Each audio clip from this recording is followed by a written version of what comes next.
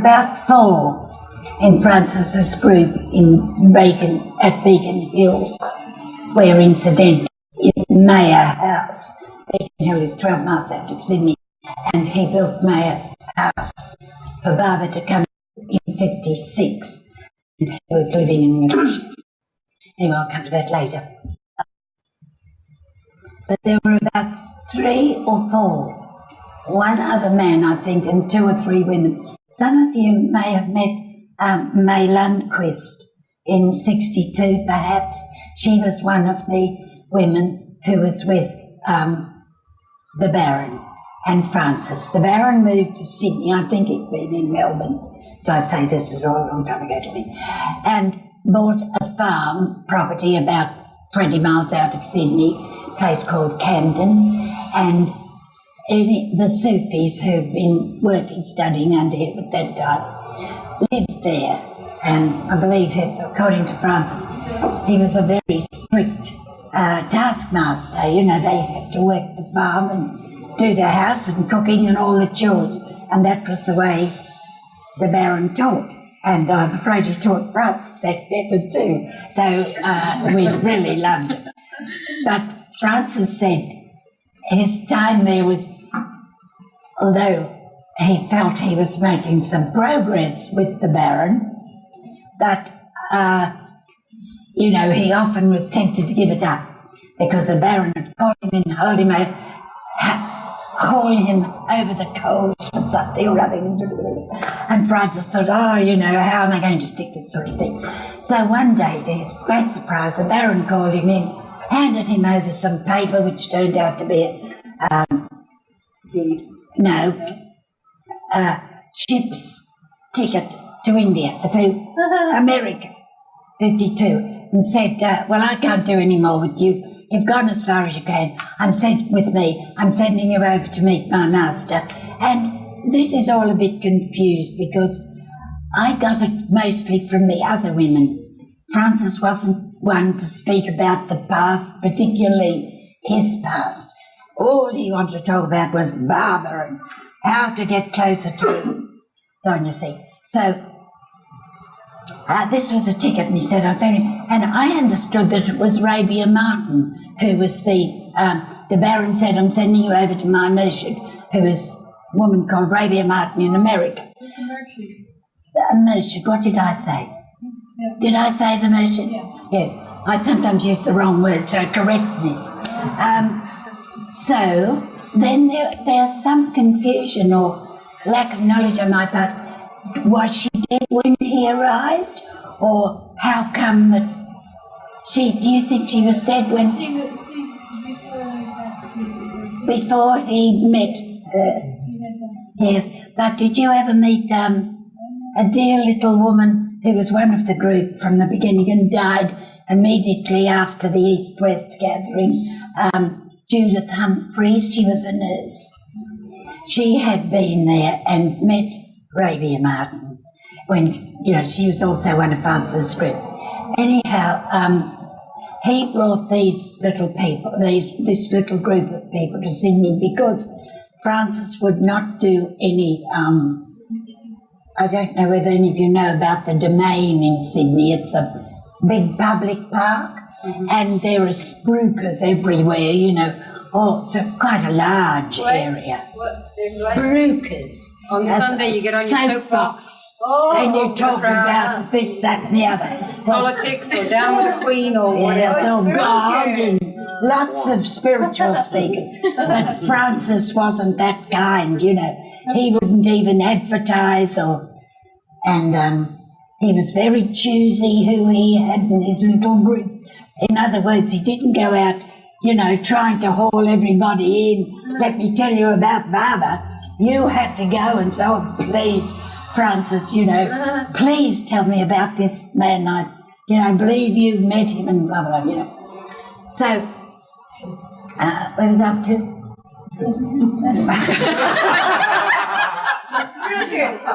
You should have... Baron, they pulled the group to Sydney. The little group in Sydney, yes.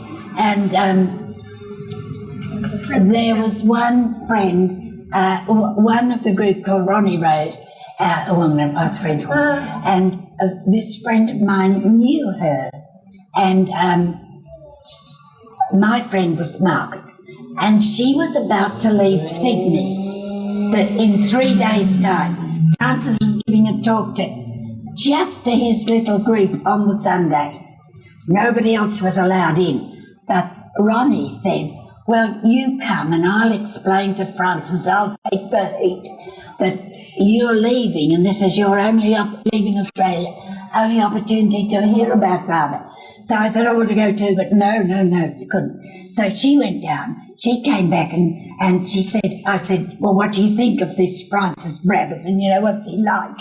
And she said, well, he's most extraordinary, you'd think he was a carpenter or a plumber or something. And I said, oh, then there's nothing airy-fairy about him, floating and hearing voices of God speaking to him. No, nothing like, is he intelligent? Oh, yes, he's right on the ball. But he's rude too, he won't, you've got to be careful. If you ask a question, you make sure it's right to the point. Otherwise, don't waste my time here. If you'd been listening, you would have heard what I said. You wouldn't need to wait and go on with his story, you see. So anyway, I said, but is he sincere? And what did you think about this Mayor Barber bit? Well, according to him, if I'd been staying, I would. Oh, I forgot that's that. If I'd been staying in Sydney, I would certainly have wanted to know more about Barbara.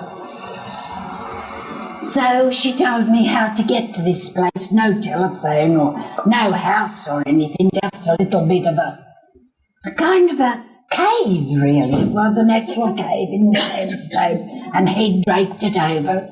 And he'd bought this property, I understand again, with money that the Baron had given. Baron, in the meantime, had died and left Francis his heir, as it were, a Triumph motor car that they drove to the airport to bring Barbara back the first time in 1956 when he came. Is that my grandson?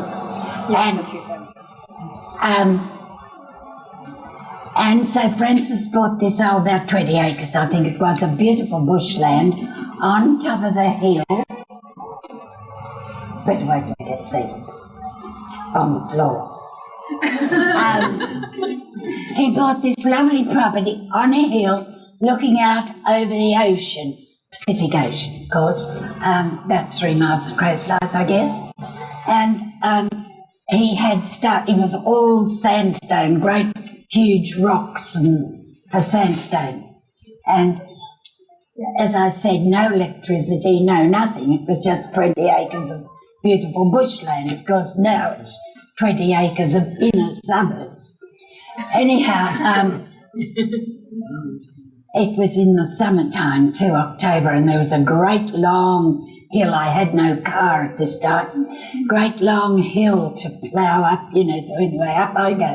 I didn't know whether he'd see me or anything else, but it was worth a try. So I came down to the bush track and I see this chap with a little pair of khaki, ex-army shorts on, and he's swinging a sledgehammer at a great thing of rock. So, and I knew he couldn't hear me coming, so I was a bit embarrassed because, there wasn't as much nudity about in those days, and he only had these little cracks on. It was all right for me, but I thought he might be embarrassed. So anyway, I tried to cough and so on, and said, I had a good loud voice in those days. I said, Mr. Brabazon. So he drops the sledgehammer and darts away and down around the corner, around some rocks and bushes, and that isn't a saying as if in just a minute comes back with the shirt on.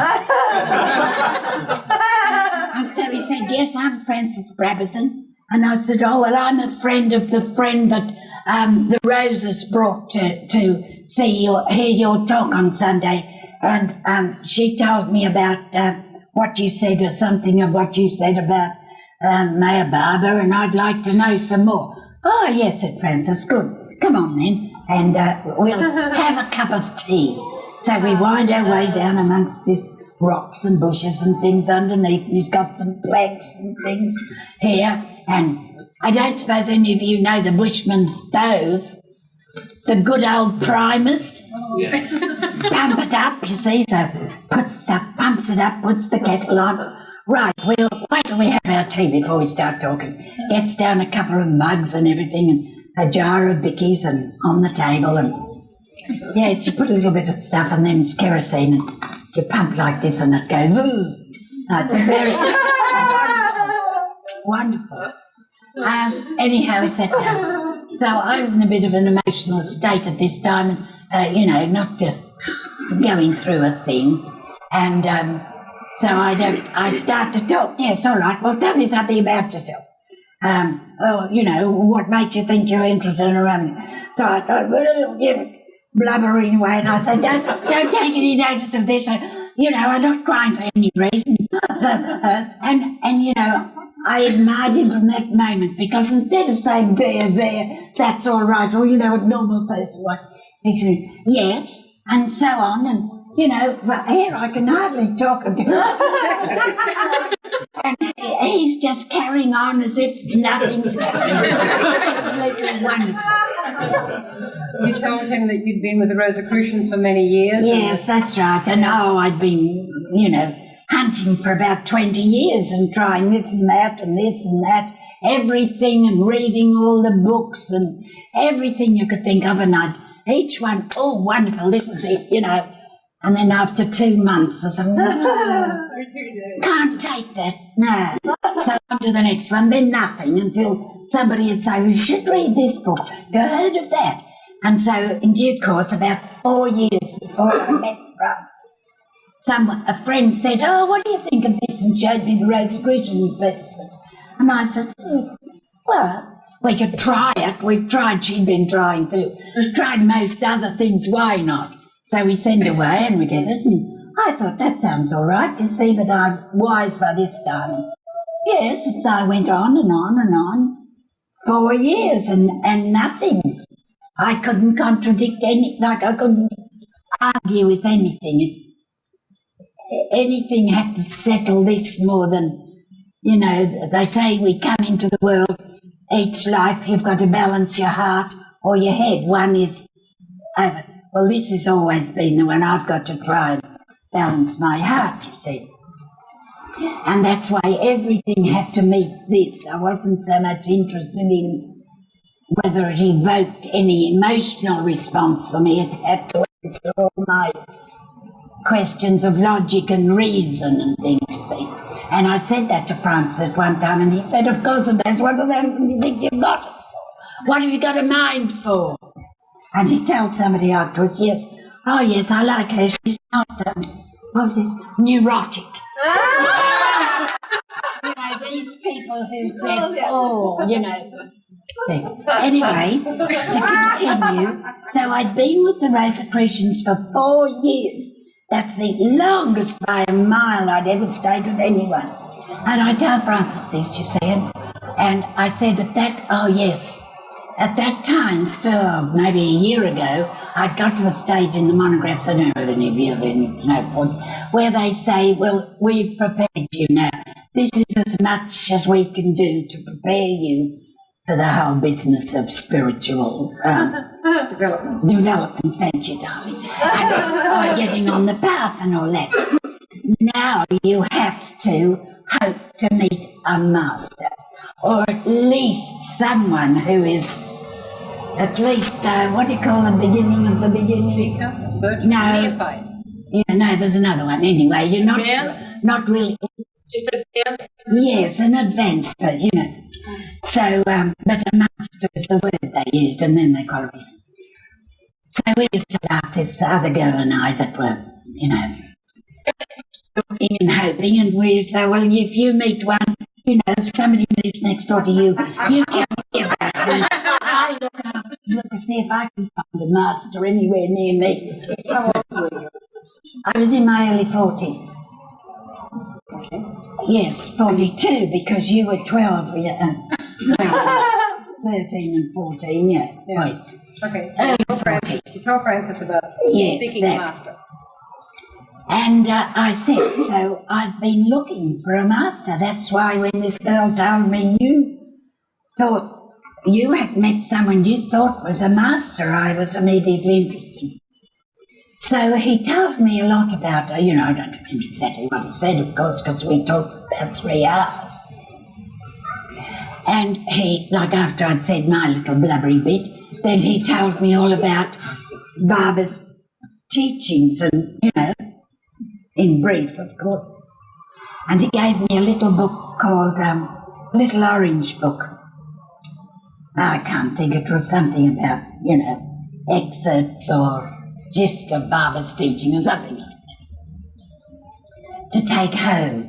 And, for the first time for months and I said to him, yes, well, I'm still very interested and I'd still like to know more.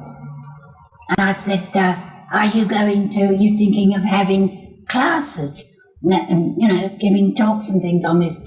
And he said, well, yes, as a matter of fact, he said, I'm getting ready to give just 6 talks and he mentioned the hall, which was a little hall down near the quay, Circular Quay in Sydney. And he said, I'll let you know when they're about to begin. But anyway, I'll be in touch with you again since then, before then. And he took my address and phone number. And by the way, it's an interesting little thing there. But Francis always said that if you were going to a group, you had a little group, and it doesn't matter if it's cookery class or how to look after kids or spiritual part, if you were going to a little group and you were going to give some talks or get somebody, don't say we're starting talks for every Wednesday. Say we're giving a series of 6 talks beginning next Wednesday or Thursday, as the case may be, But always put an end to it, because otherwise then you can say, well, if anybody's interested in a couple of months or next month, or we might give another one next week, something, That's just might be of interest to anyone who has a little group somewhere else. So he said, I'll be in touch with you. And that was the first time for about 2 months that I really felt, I wasn't drowning in, something or other. And he shook my hand and he said, J. Barber, don't worry. And as he shook my hand, I could really feel something, and I'm not one airy-fairy person, but, I don't know, I suppose it was just his strength and energy or something, but, I could really feel it, and I went away a lot lighter. But, of course, after I hadn't heard from him for about a week, I started to go down again and, blabbering and all that, and don't go to school today, dear, is it? Do you have any important lessons today? Oh, yes, I've got to go. It's a botany and French test and... Oh, all right. Anyway. And then I got a little note from him. I have some business in town next day, Diana. Have some business in town next Thursday or something, and I'll be having coffee at Reppin's, which was a little chain of coffee shops, 3 or 4 dotted around Sydney. Great for meeting people. Having coffee there at between 3 and 4 or something. I'd be glad if you could join us, if it's convenient or something. Francis, that's all. Francis. So, of course, did I ever make it convenient? And we talked a bit. There were just the 2 of us then. We talked some more. And he said, right, I'll be in touch again.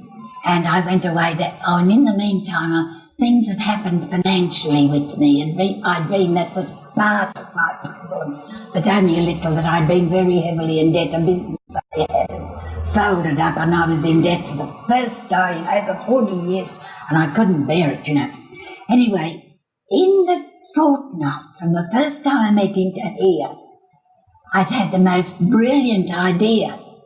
I had a whole lot of stuff, what would you call it, without going into it. Oh, right. Just got a good idea. Yes, I had a wonderful idea of how to get rid of a lot of my debts by selling some of the stuff in a new way. And I had done this, and of course I attributed it to Francis's influence. well, just the good luck that things were changing. So I was able to tell him that, and he said, "Oh, yes, so you're going to be a businesswoman, are you now?" So anyway, then about a week later, or maybe a fortnight, he rang up and said he was having lunch with a few friends at the St. Ribbons on such and such a date, and I'd be welcome if I cared to join them. So then I can't think of his name. Doesn't matter. Anyway, there were about 3 or 4 of the group there. So then I felt I was getting in, you see. And then, it might have been then that he told me that, and us, that he'd arranged to start the talks at such and such, this little place and on such and such a date. So I remember May Lundquist was there and Millie Chant. Did anyone remember Millie Chant? Did you know Millie? Yes, I knew her quite well. Really? Yeah, she kept writing to me until she passed away. Oh, yes. I got to know her very well. Well, she was one of the Frances's, what I call little group. I suppose there may have been a core of about 8 of them. Were they all women or were there men? No, they were mostly women. There was this man who used to be the manager of the Australian dining room or something. I can't remember his name. But he was like a solid one. He went all the way through until he died. It's only Reg Paffel, who now lives at Avatar's Abode and has ever since we built it. He's the one you may have met over it in India. He had a stroke at one time. How could I forget Reg? His children and grandchildren now come to Avatar's Abode. Anyway, Reg was one of them, and trying to think of whether there are any, but mainly the people in those days, which was the early 50s, interested in, who didn't shudder at the word God or blanche. There were some things you didn't talk about. Actually, religion, politics. I think that's the company for this. I think those are the two. It wasn't done, politics and God. They blanched if you mentioned it. But mainly women and older women. There were 2 lovely young people. They were our lovely babies. They were only 28. Lorna and Robert Rouse. And she was beautiful then. Anyway, these 2 were married and they were the babies of the group. Now, he and Rich Paffel, and there was another one who went to India for the 3 incredulous weeks, or what's it called? Incredible weeks. But John Ballantyne. But funnily enough, he dropped out afterwards. I wish that was now. You asked me about the men. Francis started the group there. Yes. And these talks and these people were there, mainly women. There were about 8 of us. Had he met Barbara twice or once at that time? Twice. He met Barbara in 52 over here, and the Baron had given him his ticket. That was when he met Barbara in 52, and Baron gave him his ticket. And I believe Barbara said that he had to come. Francis was hoping, of course, by this time, that Barbara would take him back to India with him. Instead, Barbara said, "No, you go back on the ship immediately to Australia. You've got to be there by the 10th of July, starting a new life or something. I want you in Australia, and I want you to tell people in Australia about it. That's your work." So, and he said something about he had to be devoted or something, but, when they finished with Sufis, and although some of the Sufis recognised Baba as the, whatever you call it, the Guru or something, Francis did not want to have anything more to do with the city, and he certainly, not that he rejected them or anything, but he felt he'd passed on his barber, and, why have anything to do with other people, other lesser people, when he could, worship at the very fountainhead. Had he started building Mayor House at this time? After he came back from India, from America, thank you, dear. He immediately then, I suppose he went, the Baron would have been alive then, or maybe while he was away the Baron died. It was hard to get any information. Francis wouldn't give it to you. Was this the cave? Was Caliana Crescent the cave? Yeah, Caliana Crescent Mayor House began in Francis's cave there, and he had a bit of a palliasse that he slept on there, summer and winter and everything, while he chopped these stones. And when I met him, the walls of Mayor House were about that high. But first of all, Francis never did anything in halves. He went to a stonemason and worked for him for nothing to learn how to shape and crack things. And so then he was doing it. And then afterwards, after these little talks, then it got to be sometime through there, I'll try and cut it short. It got to be every Saturday we went down and helped with building. And because we all said, we want to see Barbara, we want to go. You have no hope, you can put it right out of your heads. The only way you'll contact you'll have with Barbara is internally. He is in strict seclusion. And so he said, well, what's all this building? Well, it's a house for Barbara. He comes to live in it. Whoever sets foot in the right way. This is Barbara's house. So, Mayor House, we used to just put in those days. So he went on building, and the young men helped with the building, and we paid sandwiches or simple stuff down, and, I've got to try and hurry it on, haven't I? Oh, no. So she's pinching you. No,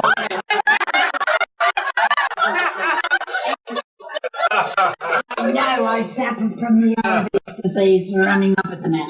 Anyway. Just that we've got about 35 years to cover here. Yes, That's all right. We take your time. Yes, but the 2 years he was in India. Yeah. I don't think about that. You're building the house. Building the house What and time? going down. What year was this? Oh, from 53 onwards. I met him back later at 53, and then he'd already been to see Barbara in 53, and then I think the 3 incredible weeks were in 54, weren't they? And we just established this lovely thing of rushing down every Saturday afternoon, taking our lunch, because people worked on Saturday in Australia. Oh, yeah, you work afternoons as well too. But most people only work Saturday morning. And everybody rushed down there, and, we cleaned up the garden, trying to make little gardens and things, and getting meals and things for the men. And then, we'd not have lunch. With our tea, we took soup or sandwiches or something.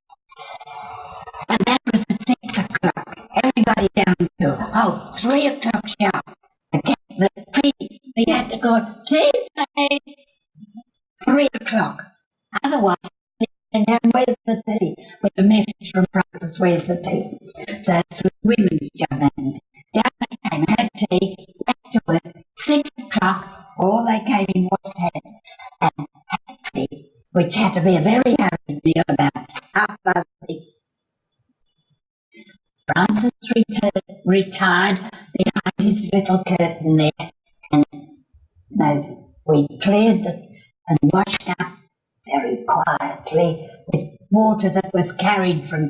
I think he'd had water, a tap by this time, stick to the ground like they have in the picnic place.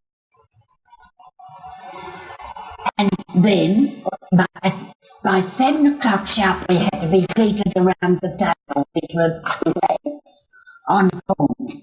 And Francis came up, and, It was just a different person. It was as if he'd really been talking with Barbara. You could believe, solemn. Came out and sat down. Well, I have a letter from Mummy or letter from Eric to read to you tonight, and then we'll talk about so and so. And so then, carried on with this. And then he'd say, any questions? Like he might have been reading the discourses or something. Any questions? And there was one I won't mention names. It wasn't me. I was cutting. I kept the mouth shut. Or I said, ask him about something. But some people would say, yes, Francis, I didn't quite understand. Well, you weren't listening really, were you? You really have to be on the ball and listen to every word. And if somebody said, Barbara doesn't believe in so, or Barbara says so-and-so. Oh, the Theosophists. I'm not interested. We're not talking about Theosophy. We're talking about Maya Barbara. Now, you want to talk about Adja Holes just up the street from Pittsburgh. I'll tell you about philosophy there. Theosophy there. Anyway, they were wonderful, wonderful times. And I might add, in the meantime, with building the house and these lessons he was giving us, talks, whatever you call it, he was writing madly all the time. And the first little book, there were those two, 7 Stars and, what's the other one that has the 7 Stars and, the one that's got the quest in it. No, long before then. Oh, Dinah, we got it from Jerry. Can't think what it was now. That your father sent back, you don't remember? Anyway, it has a play in the back of it called The Quest. And of course you can imagine about a young man looking for God, wanting to meet Maya Baba. But it has some lovely characters. There's the, I can't think what you call him, but the big fat chap sits by the river saying abracadabra, and the seeker comes along and asks him, Baba. Anyone read The Quest? Oh, if you haven't, you're missing something. Who has? Mark. Good. Oh, did you read it aloud? We did this play a long time ago. Oh, did you? Weren't they some lovely characters in it? We did the whole book for Baba when he came to Maya House in 1956. We had 6 women who were the chorus standing at the back of the stage. And Francis, I'm going into this in detail because I think you might like to do it sometime, especially as it was done in front of Baba in 1956. So I'll just in about 1 minute, tell you how he drilled, he trained us so beautifully. Like, we all had different voices, the 6 women. The individual characters were easy, because they more or less speak themselves or think. But this chorus, he fashioned sort of after a Greek chorus. Everybody had to speak it together and with the same inflection, but not, if I could remember some of it, it wasn't to be like that. But yet it wasn't to be everybody putting in their own and acting and, thing. And if any of you remember this, the choruses of The Quest are the gems of it. They're just so beautiful. Some of Francis's most beautiful poetry, I think, are in the choruses. And the way he made us say it, unfortunately, there was no such things as tapes and videos and things in those days. I'd love to have seen it. Anyway, that's by the way. He was writing these books all the time then. And one lovely little book, which I particularly enjoyed and found very useful to hand around to people, you know, the journey. Journey to God. Journey to God. Not with God, that was the big one. This was Journey to God. A little tiny green paperback.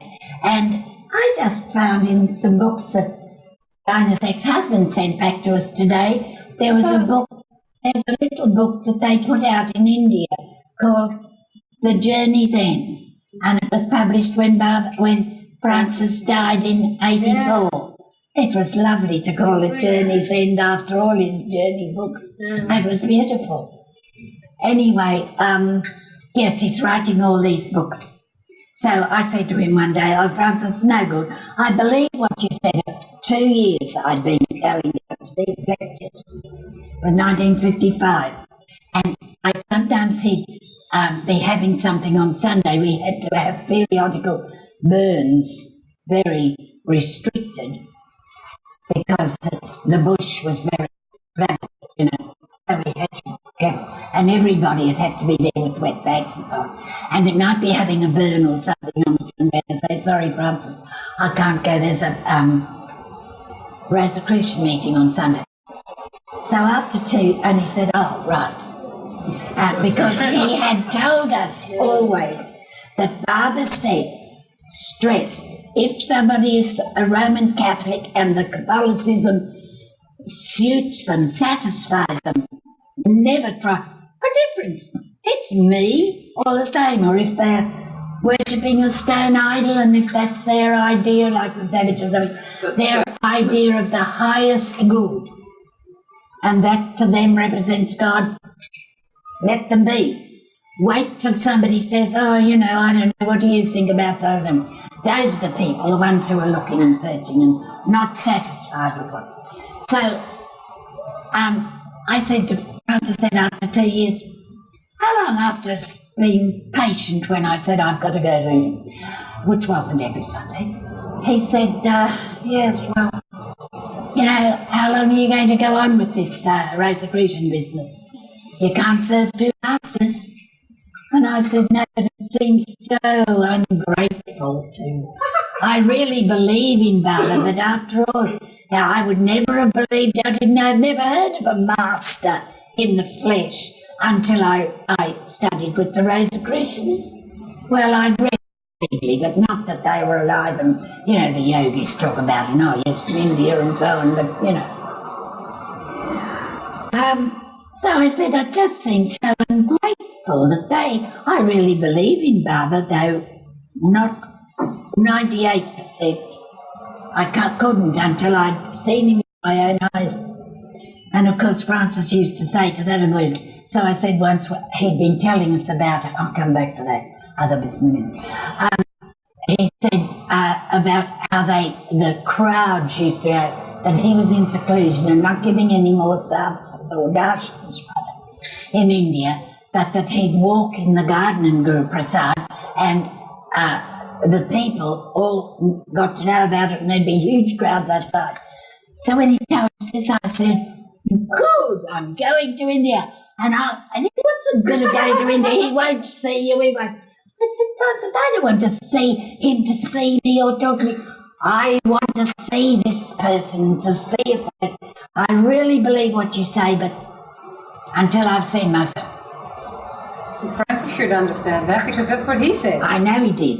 Well, he did, but he used to say, well, he was see, after this business, that you've got to try and develop your inner contact with him. And of course, you know, I don't think I would ever develop any inner contact at all.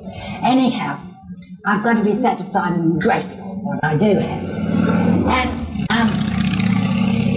so, yes, and he said, "Well, you can't serve 2 masters, you know," and I said, "Really?" So I forget then whether that's when I gave the whole thing up, burnt all the monographs, gave back the books, and finished with it, or whether it was, oh yes, it must have been then. I had that talk, and he said, "Well, you can't serve," and I said, "You know, I really do believe that." So, all right, I'll take the plunge. So that was that. But I said to him, "I'm going to India, Francis, And I'll just be one of the crowd looking through the fence. That's all I want to do. But before I could get together, though, that's your business, Franz. Before I could do this, 1956 comes along, the beginning of 56. So Francis didn't say wacko and throw his hat in the air or anything. Sits down as usual at the table. Well, he said, I've got some news for you today. Barbara is coming to Australia. But we had an inkling. Some of them had people who had friends in Melbourne had heard that two of the Melbourne group, but Francis still, he had some people in Melbourne that he told about Barbara. He used to periodically go down to Melbourne. Bill LePage and his family. Bill was a very young man at university these days, or maybe just left and was in the army, I think, in Melbourne. And the Rupert family, who were are now at Advertiser Mode, and John died years ago. But the Rupert family were one of the very staunch beginners of Barbara in Australia. They were still in Melbourne. And Francis used to go down and talk to them there, and there was quite a group there in Melbourne. And two of the women took it on their own back.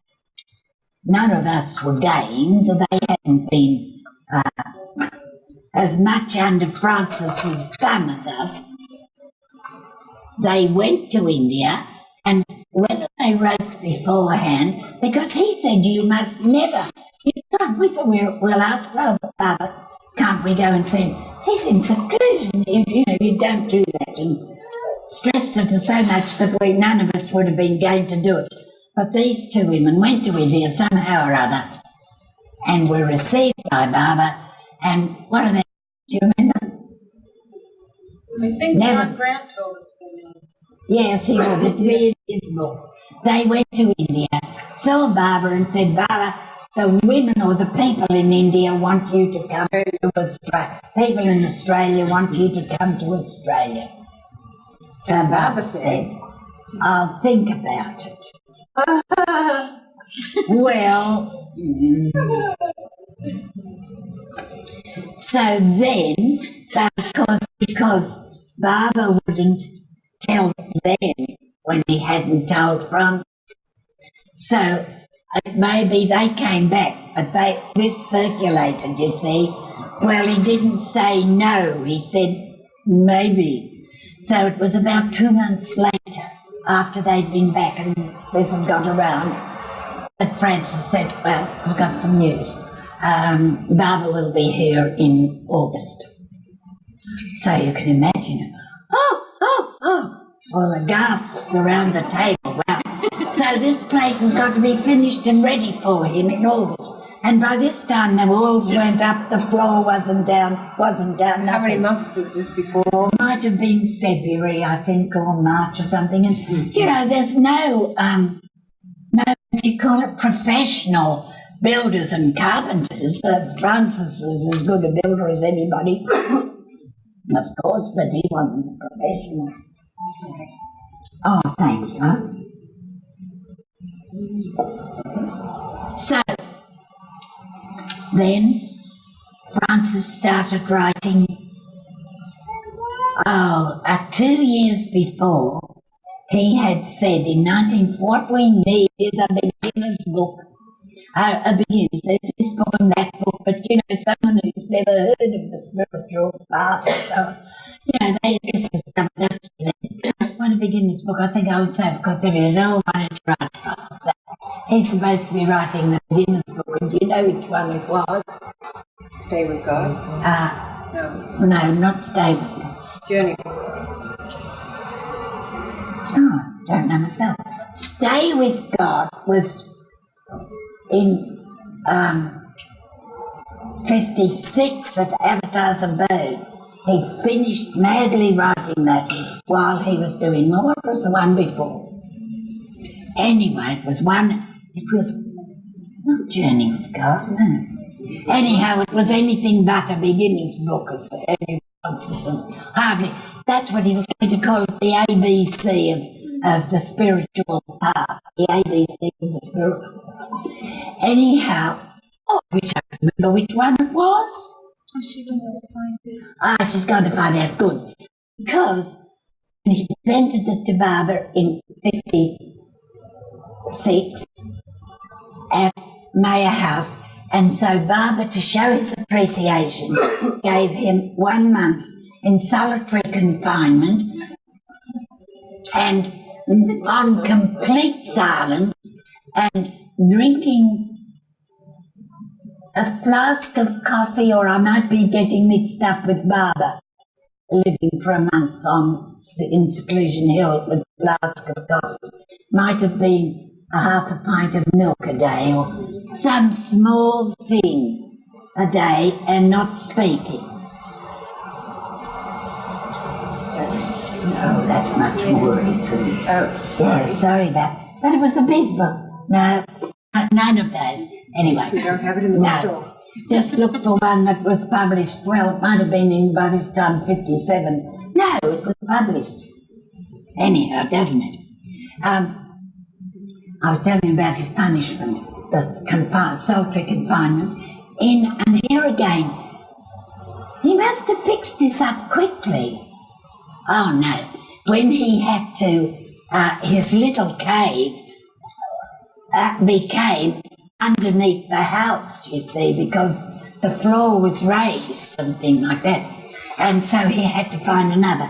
And so just down below Mayor House, there was another convenient little sort of shelves of sandstone that he had very roughly made into a little thing and put a door on it. And so this is where he spent his month of solitary confinement in complete silence. And by the way, Bill LePage and some of the younger people from over there, well, all of them, young or old really, from Melbourne, of course, came over for 56, about in 56. And Bill stayed there. He must have got leave from the army. I think it was Bill, because Bernard Bruford, who would have done it, was only a 15-year-old then. Somebody looked after Francis anyway and brought his stuff to him, you know, a cup of tea and whatever it was that Father told him to drink. And he, of course, was writing in there too. And we did the play, and we had interviews then, a few minutes with Barbara alone, and then, of course, group like this with Barbara sitting talking to us. And, you know, all the little things about reading your mind and everything, you know. Once we were sitting in front and Barbara would be looking intently at, you know, this one and that one at random, like that. We were supposed to be sitting and concentrating on Barbara, you see. He told us to do this. And I was sitting and his eyes would pass over me and look at this one. And I thought, well, why doesn't he look at me like that? You see, and of course, as soon as I did, right like that, and you know, he felt it again, because I gave him a big bead. There are all sorts of little things like that, stories people had to tell afterwards. I was gone for 30 seconds and I missed the whole thing about finishing the building and Barbara coming. Well, Did she I did, yes, you know, the place was finished. Look at the That's all time. right. But when you said you wanted to see Baba with your own eyes, and so tell us the first moment you saw him. Well, you see, that's what I said before, you know. I looked and he came out. Oh, well, I'll tell you about how he came. Women, of course, weren't allowed to go to the airport, which was about 30-minute, 40-minute drive from Beacon Hill, and a select few. The drivers of 2 cars, they took 2 cars because you all know the 4. Dr. Neerlu, Dr. Neerlu, Eruch, Ardy, and Mayerji. Did Mayerji come that first time? Yes, and dear Dr. Neerlu.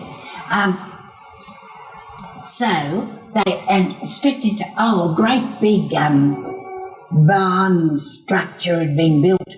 Like it was all rather uneven, Mayor House, sandstone layers, and Mayor House was here. And a big barn place had been built just away to allow a little privacy for there. And built along the walls of this, because there were about 50 of us, I think. And by this time, there were these talks had been going on to Margaret's in 53, and they started then, really. That's Francis came back in 52, and then again in 53, and that, I think, was, I'd say, 3 months earlier than October 53 when he started. But by the time 56 came along, there were 3 families, the Lees, the Grants, John Grant. John Grant was one living in the beach area, DY or somewhere, just 10 minutes by car, 5 minutes by car from Beacon Hill. And he was one of the permanent men, of course, got to meet him, but not in that first little group. But, by the time we were building the place in earnest, he was there. And they went out to the airport, and we were women. We were given strict instructions to be in the shed, out of sight of Barbara. Francis didn't want us all there gawping, as he called it. And I'll send for you. When Barbara wants to see you, I'll send for you. And a little highlight, in case I don't get to it, the same thing happened at when he came to Avatar's abode. And those of you who've been there know there's a long dirt road goes around, and then you come in view of the place we call the Barber House here, and a good way down the slope, and, maybe shouting distance, would you say, there's the old farmhouse. Well, on that occasion, nobody's to be clustered around. Barbara will be tired, although he'd spent the night in Brisbane. He hadn't been flying all night or anything. He wants to rest. When he comes in, we'll send for you. I'll send for you anyway. Everybody wait down at the farmhouse. So Barbara's coming down, driving down this thing, and he comes in sight of the Barber House, and he turns to me. Where is everybody? Where's everybody? Isn't there anybody here to meet me? So the laugh was on Francis. When we heard about that, we chuckled, Anyway, then, out Francis comes out, and he's on the telephone, So we all rushed up then. But that was 58. Back to 56. So we're all waiting down here, you see, in there. Of course, peeping through everywhere you could peep. But I didn't catch a glimpse whether somebody beat me to the peepholes or not, but I didn't see it. He went inside, and then I suppose 20 minutes, quarter of an hour or maybe less, he came out on the steps outside the door of Mayor House, and Francis called out or sent down, come and meet Barbara. So we all go one by one and embraced Barbara, and he came out onto the steps. Mind you, we had seen then hundreds of photos of her, and Francis had told us all about it. We'd had Mummy's family letters for years, and an occasional one from Eric. And I felt I really knew him, so it was just, if I'd never seen a photo maybe, but, it was just, yes, that's Barbara. That's right. But I accepted it. Very emotional. Yes, he's just what I expected. He was okay, as Barbara would say. Right. So, then we just one little bit about my private interest. Francis said, it turns out, well, I've heard since, not at the time, and says, he said this and he said that to me, he asked me this and he asked me that. And Francis had drilled into us, anything a spiritual master tells you, you do not repeat. That's for you, not alone. You don't go telling everybody about that. So, for years I didn't, but this little bit was, it's got a little bit of a lesson in it, perhaps. I'm sitting beside Barbara here and on a couchy thing, and Barbara's, this is my private interview, you see. Barbara's sitting here, the mandali here, Erich standing up here. Barbara's in his usual, white clothes, and, he's saying something. Erich is saying, you've got a wife and a husband and daughter, or something like that. How old's your daughter, blah, something, It's what you call small talk. And all I'm doing, chit-chat, all I'm doing is, his Sandra is about here, and I've got my hand here, and I'm, of course, looking at Bob because he's speaking to me, and I'm thinking, oh, dare I? That'd be rude to go like this. That's all I can think about. Yes. Yes, she's 16, Barbara. And, I didn't realise until later that he's saying, hold on to my dumb, and while he's saying, and how old is your daughter? He's saying to me, hold on to my dumb. And that's what I mean with my practicality and lack of any heart thing, you see. They hold on to his dumb and his grab it. And then he said, Barbara said, do you love me? Do you love him? And, again, I said, well, Barbara, I'd like to very much, but I don't think in the way that I love my daughter that, And so Barbara said, that's all right. You love your husband and daughter and make them happy, and that's loving me. That's me.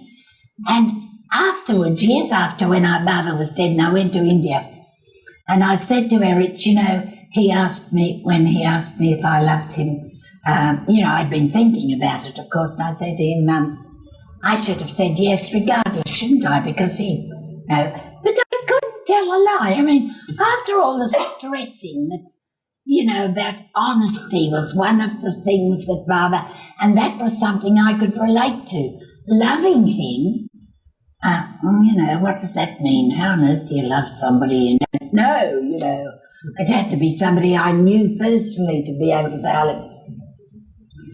But I said, well, I should have said no, yes regardless, shouldn't I? And Erich said, it made him happy and he'd know the degree of your love or whether or not. So that was just that, So if ever Barbara asks you to love him, say yes, whether or no. So then we had our interviews and we had this sitting here and, yes. Then on Saturday morning, he said he was there for 4 days and he was going to Melbourne by plane, which is about a 2-hour journey, 2.5 in those days maybe, and he said anybody who can leave there and get away from business family without disturbing or, anybody else who can may come in the plane with me. So, about half a dozen, including me, did. And he visited the homes of various people in Melbourne, of the group down in Melbourne, and then we all flew back with him again. I didn't know you went to Melbourne. Sure did. And May, and I was in everything I could get into, don't worry. So, then, 56, 57? What happened in 57? Did Francis go to India after you built Mayor House? When did he next go? Well, he might have gone. It's a blank from end of 56. Anybody fill me in? 56. When did Francis buy Avatar's abode?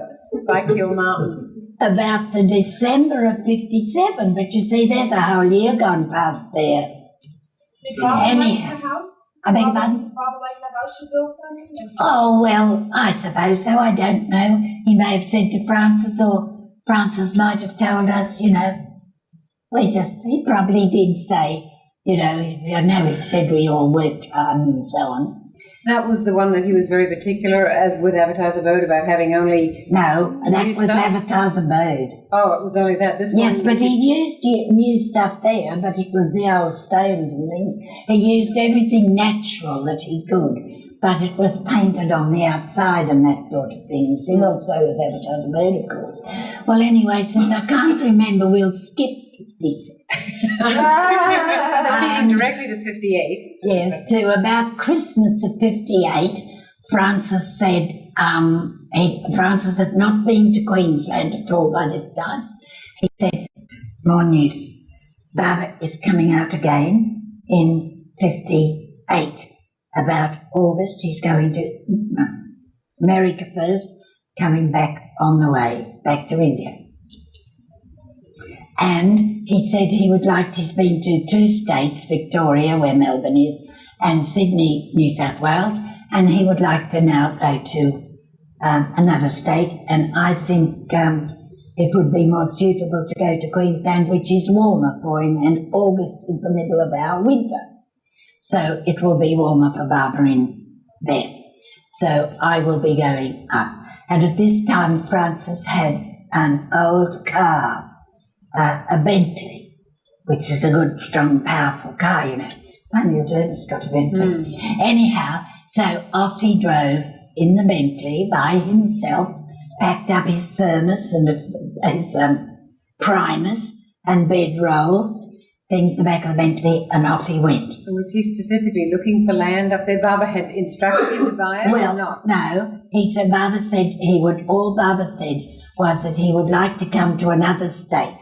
And I suppose Francis had said, you know, Queensland, it'll be nice and warm there. And, but he did nothing without, the details were sent to Barbara. So he went and he just drove along when he, Advertiser Abode is about 100 miles north on the main highway, north of Brisbane, which is the capital and the airport and all the rest of it, of Queensland. And the main highway around Australia goes more or less along the coast, not always within sight of the coast, but within a few miles of it. And so Francis is driving along and he sees a road. He goes up and has a look. No good, goes back, right. So after a couple of weeks of this, he found this place and he said, oh, well, he drove up this dirt road, as it was, a nice bitumen two-way road, dirt road, going up a hill, a mountain really, a small mountain, and then when he got to practically the top of the mountain, it was near dark. Barbara's there. One thing that he used to tell us, Francis, was when you go to us, this was in relation to India or anywhere, he said, when you go somewhere, don't start telling the people, it's your foreign country, anywhere where everybody does things differently. Oh, in Australia we so-and-so. You see, he said, find out how they do it and learn how they do it, and if you want to help them do it the way they do it.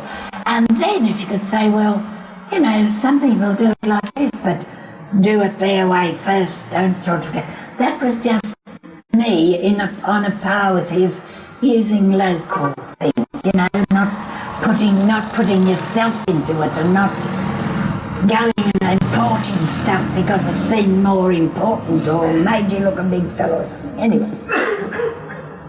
So, Lorna came up and started cooking in the farm. The farmhouse was still there, that's right.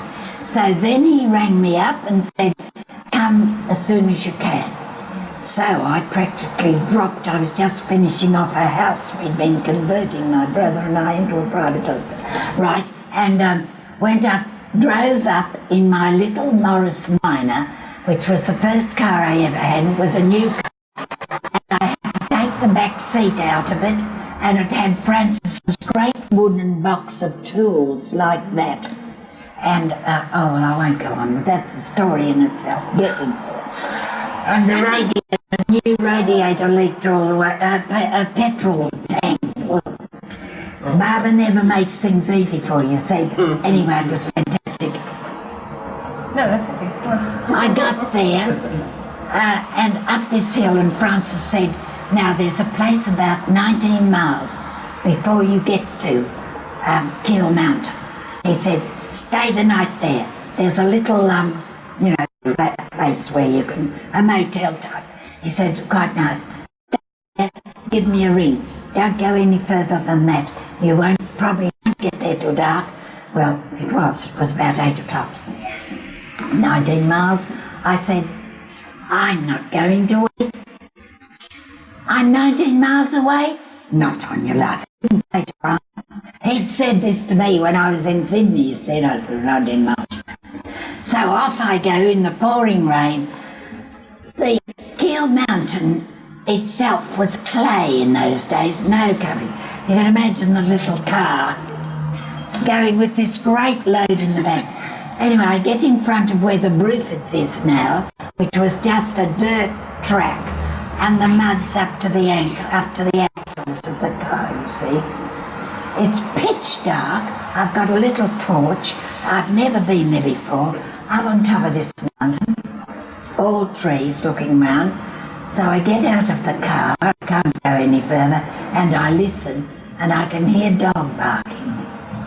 So I totter along the thing, and then I hear, and I'm flashing the torch, and is anybody there? Yes, Francis, it's me. Is that you, Diana? I thought I told you not to be with you. And now look at the trouble we got to be. Anyway, that's that. So that's the way I came. So for about 3 weeks or 4 weeks, it was just Lorna and I and this baby, which we yanked around on our, she was about 18 months, I think, yanked around on our hips up there. But, I can't go on to that's a story in itself. The building, moving anyway. The farmhouse was duly moved down there, and everybody lived in the farmhouse when Barbara came. Just one little thing I'll finish up with. We worked like dogs, and of course one day he got all the other people up, until about Barbara came on the 4th of June, until the 9th of June. And about, what's the month before June? May. By the beginning of May, there were about 12 of us up there, living in all sorts of unspeakable conditions. I mean, if you read about the prisoners of war, isn't that wicked? How could it be so? But look, it was the happiest, most gorgeous 2 or 3 months of my life. Because you were working for something and you didn't care, and you slopped around in the muck and the dirt, you had no bath and never washed your hair. Anyway, it didn't matter. But just this one little vignette of Francis. The house it's about 9 o'clock in the morning, and Barbara has spent the night in Brisbane, and Francis had sent a couple of the men down to meet the plane, and he had reserved the hotel and all that sort of thing. He'd reserved the rooms in the hotel for everybody, and he sent the cars down to meet them. And no, he didn't send. He sent one car down, that's right, and one car he drove down himself. But he stayed until about 8 or 9 o'clock the next morning.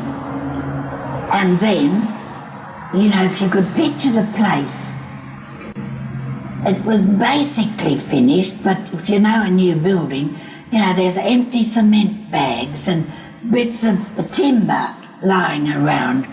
Every rubbishy stuff, empty paint tins, everything that you could imagine, stuff lying around. And Francis said, well, I can do no more. So he goes, and we'd made a little shower and everything, goes and has a shower, comes out with his new blue shirt he'd bought special for the occasion.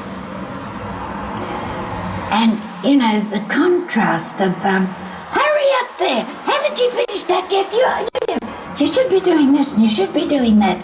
And mind you, working himself harder than anybody else. And then when he knocked off and after tea, he'd read to us what he had written of Stay With God the night before. And then at 10 o'clock, we'd go to our bunks, he'd go to his little room and write some more, or do the, what do you call it, reading it over, you know, editing and all this, yes, of Stay With God until about 2 o'clock in the morning, up at daylight, which would be 5 or 6 o'clock, working like a slave, and, you know, dashing madly around. And then he comes out, and he's washed his hair, and, you know, he had a lot of nice blondie hair in those days, and his face is red, he's got his blue shirt on, and it's so sweet. When he smiled, he had the most beautiful, sweet smile. And we're all there waiting to see him off, of course. And he says, well, looks around at this indescribable mess the father's coming up. Well, I know you'll do your best. Just do your best. So, just do your best. And off he went, you see, so we all scuttled round. But I've got it wrong, because the night before he was going, and nobody is to be up after 12. And Lorna and I waited till 2 o'clock sewing the curtains.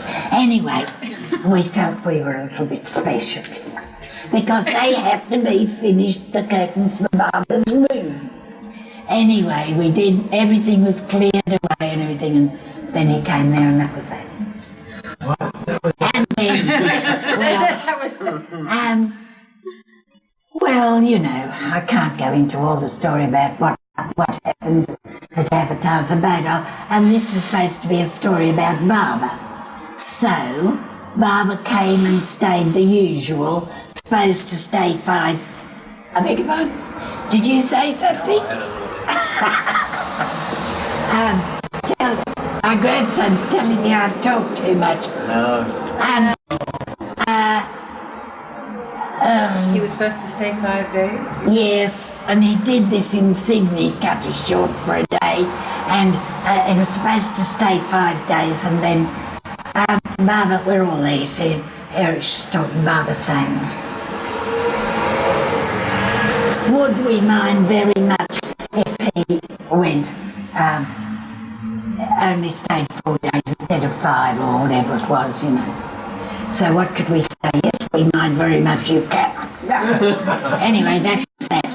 So Barbara went. That was June. Francis then madly finishing off Stay With God. And in December, he came down to Sydney. That's right.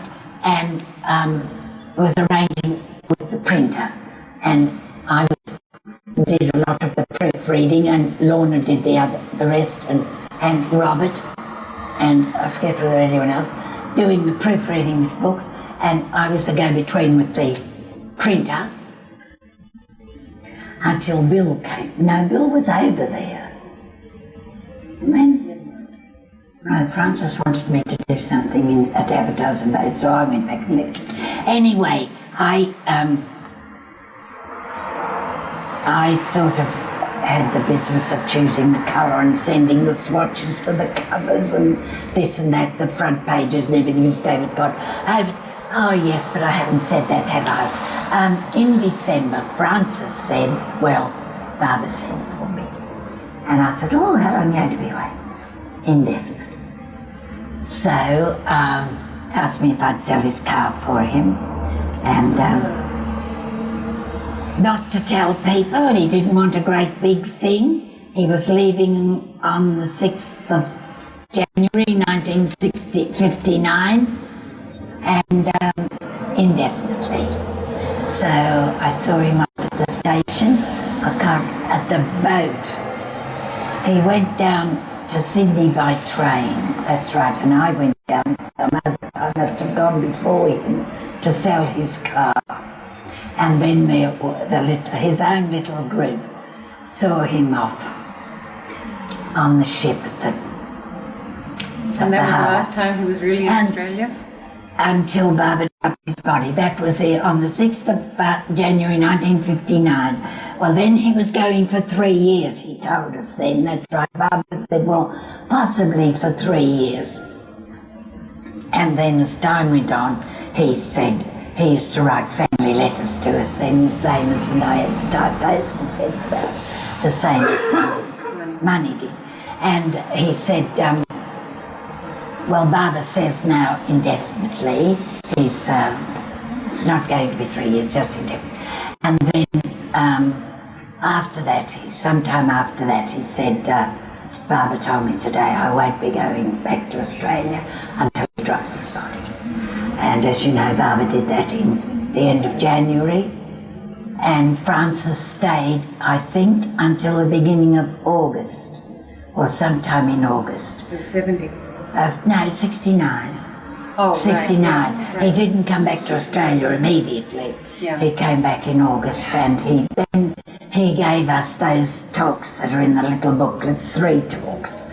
He gave those at Sydney and at Avatar's Abode.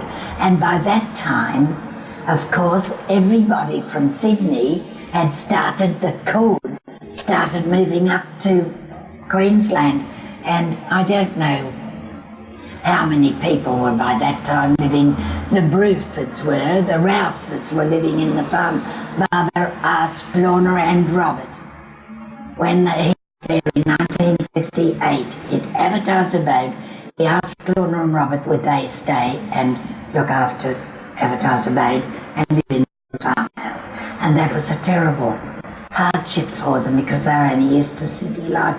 And there was no corner shop or anything for miles, all dirt, clay roads. And anyway, that's another story. And the Bruford family, John Bruford was a cripple. Some of you probably met him in 62. And he'd had polio when he was young.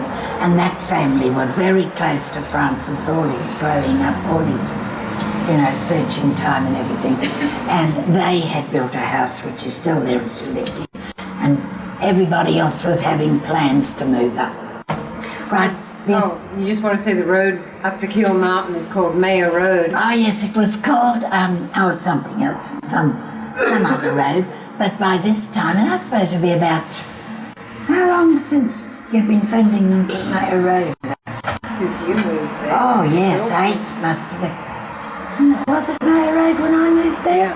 Yeah. Right, So in all there. the way up to Keel Mountain on Mayor Road, nearly every house is a Barbara Love's house. Not All the way up the road. Oh, on the flat, on the road that runs along the spine. Yeah. But first of all, is this, the road, there are 12 families now on either side. There are 2 that aren't new people, but they're all great friends. And it was called some other road, and so men got together and went to see the council and said, look, this and this, and they're all Mayor Barbara followers, why not Mayor Road? So they made it Mayor Road, so now there are these signs, and a sign at where it leads off the main road saying Avatar's Abode. So would you like to sing the Australian Auntie? Yeah. Yes. Do you say your prayer first after all? Whichever you'd like. Beloved's Prayer. We say the Beloved's Prayer, and then